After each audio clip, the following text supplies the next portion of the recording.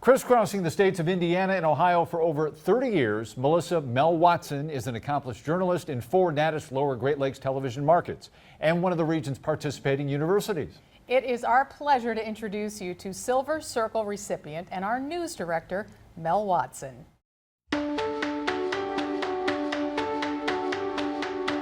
Mel decided she wanted to be a journalist after she was assigned to do a report in her 5th grade history class about the Boston Tea Party. She told the story in newspaper form. There were no computers in 1977, so Mel published the paper on poster board. It was complete with news, weather, sales, and obituaries. She got an A on the assignment. And after that school project, she became a dedicated reader of the Greensburg Daily newspaper and regularly watched WISH or WISH TV Channel 8 6 p.m. newscast out of Indianapolis with her dad, Jim. 3 years later, Mel wrote a letter asking journalism questions to Debbie Knox, who worked at WISH. In 1983, she again wrote to Knox asking if she could come to the station for a visit. Debbie agreed, and that visit sealed the deal. Mel wanted to be a news anchor, and her goal was to take Debbie's place eventually. We're doing a little foreshadowing here. Mel did not become a news anchor.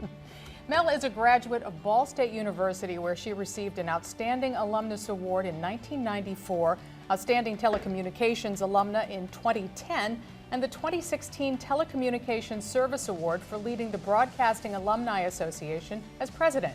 She began her career in 1990 at WANE-TV in Fort Wayne as an associate producer, eventually becoming a producer and named Circle of Excellence Employee of the Year. From northern Indiana, she made her way to Indianapolis in 1994 and produced the 5 p.m. and 11 p.m. newscasts at WTHR. That experience in Indy prepared her well as she moved to Cleveland in 1998 when her husband Rick received a job transfer with Sherwin-Williams. She joined the staff at WEWS, where for nearly 17 years, Mel produced various newscasts, managed the special projects and investigative team. During her time with the Scripps station, the company gave Mel the President's Award for her work and dedication to the company. She also earned more than a dozen Emmys and Associated Press awards. 6 of those recognized Mel as Best Producer. She received 3 Edward R. Murrow Awards, 1 for Best Producer. The investigative team that she managed was honored with one of the most prestigious journalism honors, the Peabody Award. The WEWS investigative team uncovered the connection of veterans who served at a military base in Antarctica and cancer. Mel also spent 2 years at WOIO in Cleveland as executive producer of daily newscasts. Mel is currently the news director at WTVG in Toledo, leading a team of nearly 60 journalists. She's seen us through some challenging times, including the catastrophic collapse of our editing system that destroyed our archives, to managing the newsroom during a global pandemic. From changing the culture of our newsroom, that all people are equal and expected to come to work, to creating a digital philosophy, but not forgetting our legacy broadcast roots, Mel has been a needed agent of change. But she also likes to have fun too, especially when it comes to animals. Mel brought a camel to work on Hump Day. She promised she would, and she did. She created Puppy Camp Friday, always grabbing at least one of the cuties to cuddle. Mel loves dogs. She convinced a reporter to allow her new Australian Shepherd to become the station news hound. Mel proclaims Free Lunch Fridays once a month, enjoys Christmas being an elf in the Secret Santa exchange and dressing up in that ugly sweater contest. She's also the first in line, along with her husband Rick, taking part in station events like our annual Hope for the Holidays toy drive, even having arranged Santa to be dropped in by helicopter. She's also been seen walking around downtown Toledo during Jeep Fest, wearing a headset and carrying a clipboard. Mel not only keeps our veteran reporters on their toes, but she's always looking at the next generation of journalists to groom for the future, closely working with the University of Toledo and Bowling Green State University, coordinating internships and part-time employment opportunities for students. She regularly returns to Ball State, where she's a guest professor or recruiting students for Gray TV. Mel is dedicating this award to her father, Jim Harrison, who lost his battle with glioblastoma 6 weeks ago. Diane and Lee, I appreciate your kind words, and thanks to 13 ABC Action News photographer Todd Gartner for editing this video.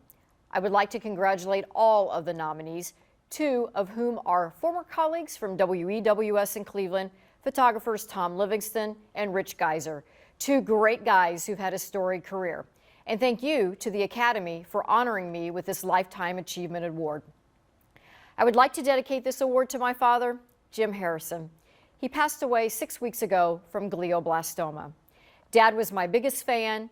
He worked long hours on a factory assembly line for 35 years. He snagged overtime whenever it was offered to him to pay for my education. But he had 3 rules. 1, no partying. I had to work part-time to pay for books and my spending money. The last was to become a news anchor. Well, I didn't follow that rule, but little did I know then what I know now, that I would work at 4 TV stations as a producer, executive producer, and now news director.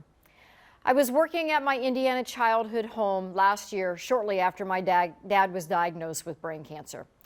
We had a breaking news story of which 4 Toledo City Council members were arrested by the FBI and charged with bribery and extortion.